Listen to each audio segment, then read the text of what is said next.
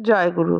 পরম প্রেমময় পরম দয়ালের চরণে শত সহস্র কোটি আভূমি প্রণাম জানাই। আপনাদের প্রতি প্রত্যেককে আন্তরিক আনন্দিত জয়গুরু জানাই। একদিন যতীনদা শ্রী শ্রী ঠাকুরকে জিজ্ঞাসা করলেন, ঠাকুর, মানুষ খারাপ ব্যবহার করা সত্ত্বেও আপনি তার সঙ্গে ভালো ব্যবহার করতে বলেছেন, কিন্তু ওতে যে মানুষ পেয়ে বসে, তখন তার সঙ্গে খারাপ ব্যবহার করতে ডাইনে বায়ে চায় না। প্রত্যুত্তরে শ্রী শ্রী ঠাকুর কি বললেন শুনুন। ঠাকুর বললেন, ভালো ব্যবহার করতে হবে বলে যে প্রয়োজন মতো সংযত, সংহত, ভদ্র অথচ সুদৃঢ় প্রতিবাদ করা যাবে না, তা তো নয়। যেখানে বেশি কথার মধ্যে, সেখানে বেশি কথার মধ্যে যেতে নেই। ব্যক্তিত্ব ও মর্যাদা সমন্বিত মিত ভাষণ অমিত ও অমোঘ প্রভাব বিস্তার করে মানুষের মনে। সামাজিক জীবনে নিজের পার্সোনালিটি হচ্ছে মানুষের সবচেয়ে বড় ডিফেন্স ফোর্স। একজন রাগী হলে তাকে মানুষ ভয় এড়িয়ে চলে, কিন্তু অন্তরের সঙ্গে শ্রদ্ধা করে না। কিন্তু কেউ যদি মিষ্ট স্বভাব অথচ ব্যক্তিত্ব সম্পন্ন হয়, তাহলে তাকে লোকে শ্রদ্ধা সমীহ দুইই করে। তবে একটা কথা স্মরণ রাখবেন, আপনার ওপর কেউ যদি অবিচার করে তা বরং সহ্য করতে পারেন, কিন্তু অন্যের ওপর আপনার সামনে যখন কেউ অন্যায় অবিচার করে, তখন কিন্তু ন্যায্য প্রতিবাদ করবেনই। যেখানে যেমনভাবে করা সমীচীন, সেখানে তেমনভাবে।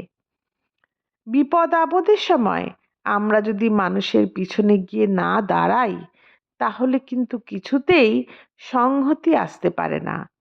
তবে কোনটা অন্যায় কোনটা ন্যায় সেটা বোঝা চাই। আপনি হয়তো আপনার ছেলের সংশোধনের জন্য তাকে শাসন করছেন। বাইরে থেকে গায়ে পড়ে একজন গিয়ে তার প্রতি দরদ দেখিয়ে যদি বলে আপনি অন্যায় করছেন, তাহলে সেটা কি তার পক্ষে ঠিক হবে? তাই হস্তক্ষেপ করার আগে বোঝা চাই কে, কেন, কোন উদ্দেশ্যে কি করছে, নচেত ভালো করতে গিয়ে মন্দ হয়ে যেতে পারে।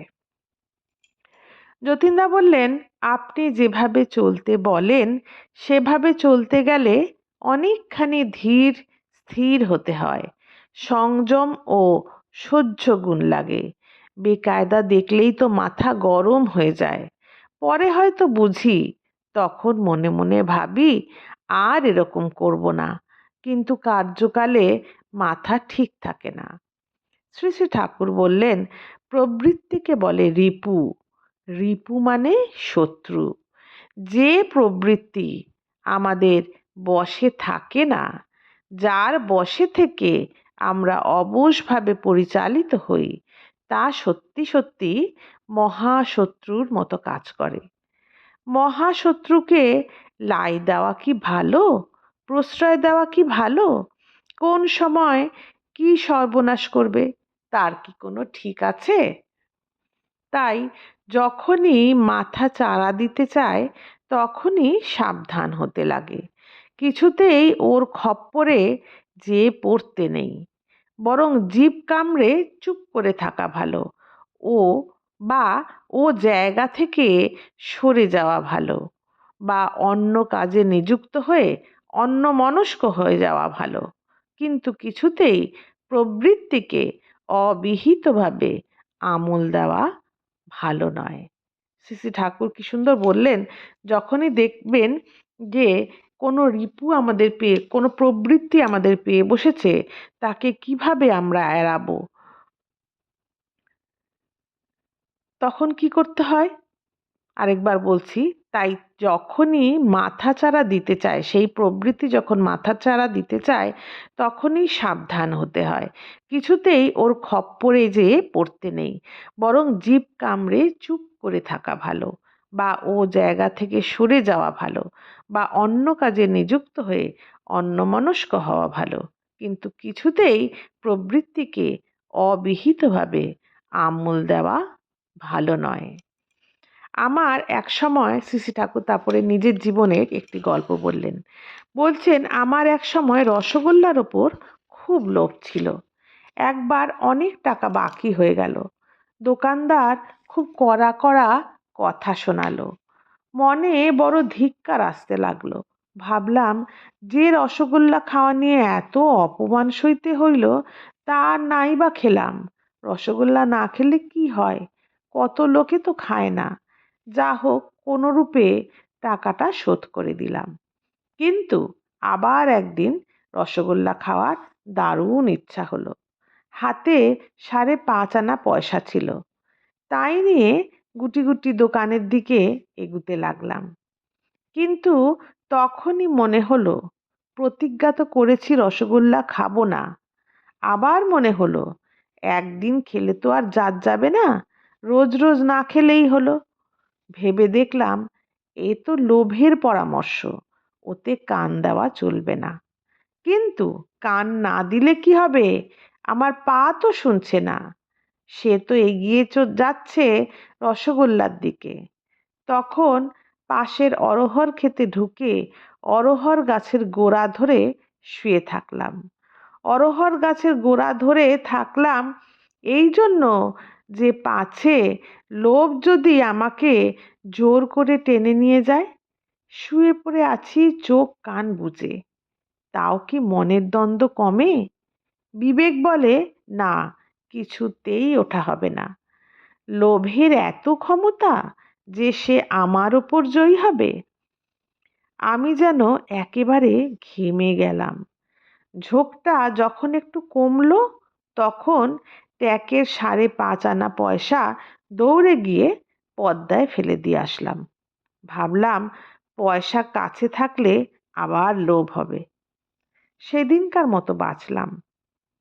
তার পরদিন আবার ওই সময় লোভের নেশা চেপে বসলো। তখন খামোকা একজনের সঙ্গে ঝগড়া বাঁধিয়ে দিলাম। সে ঝগড়া করবে না, কিন্তু আমার যে না করলেই নয়। সময়টা তো কাটানো চাই। ট্যাংলায় ট্যাংলায় বাঁধিয়ে দিলাম ঝগড়া। কিছু সময় কেটে যাওয়ার পর রোগটা কমে গেল। তখন 2-3 দিন এইভাবে কাটানোর পর কায়দাটা যেন হাতে পেয়ে গেলাম। দেখলাম, ঝগড়া টগড়া করবার তো দরকার করে না। দরকার হলো লোভের ঝোঁকটা যখন চাপে, সেই মুহূর্তে এ ঝোঁক নিয়ে আদারওয়াইজ অ্যাক্টিভলি এনগেজ হয়ে পড়া, অন্যথা সক্রিয়ভাবে ব্যাপৃত হয়ে পড়া, অদম্য আগ্রহ নিয়ে যে কোনো প্রবৃত্তির হাতে আনার ব্যাপারে এই কৌশলটি প্রয়োগ করলে চলে। কত মাতাল পর্যন্ত মদের নেশা ত্যাগ করেছে এই তুকটি দিয়ে। তবে ভিতরে একটু আন্তরিক ইচ্ছা চাই, তাহলে কিন্তু 3 তুরির ব্যাপার। রসগোল্লা আমি আজকাল খেলেও তখন কিন্তু পুরো 3 বছরের জন্য রসগোল্লা ছুঁইনি। যখন দেখলাম আগের মতো কাবেজ করতে পারবে না, তখন থেকে আবার খাই। এখানে একটি খুব গুরুত্বপূর্ণ একটি লাইন, যে কোনো প্রবৃত্তি হাতে আনার ব্যাপারে এই কৌশলটি প্রয়োগ করলে চলে।